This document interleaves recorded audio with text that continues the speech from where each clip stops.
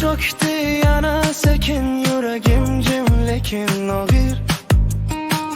Soyang yuradi yonimda, go'yo sen hali ham tirik. Bir nafas, bir ovoz yetar edi seni yana his qilishim uchun. Lekin sukut gapiradi bugun va u aytadi sen yo'qsan endi. Oy nuri tushar ko'nglimga, seni eslatib har safar.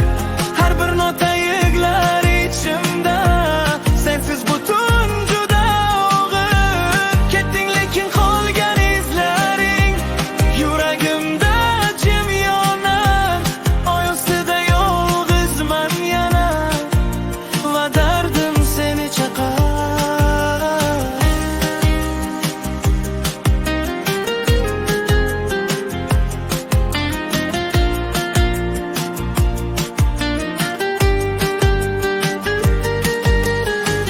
Qadamlarim markaz sado, shu ko'chalar guvoh menga.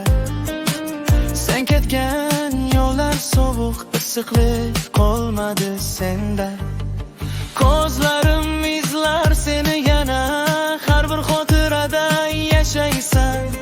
Lekin vaqt meni aldadi, sen ortga hech qaytmaysan.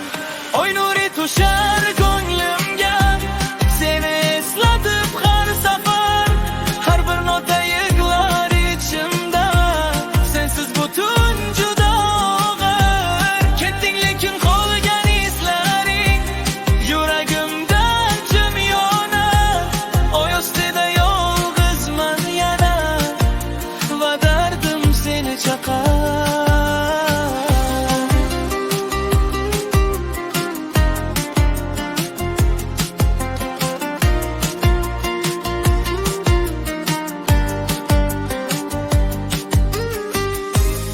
Agar bir kun eshitsang meni, shu sokin kuylar orasida, men hali kutyapman seni. Yo'qolgan orzular orasida. Oy nuri endi sovuq emas, men dard bilan yashashni o'rgandim. Har bir nota seni eslatsa ham endi o'zimni topishni boshladim. Tunlar o'tar, dard ham o'tar, sukunat menga do'st bo'lar. Sen yo'qsan lekin bu yurak endi asta sekin tuzalar.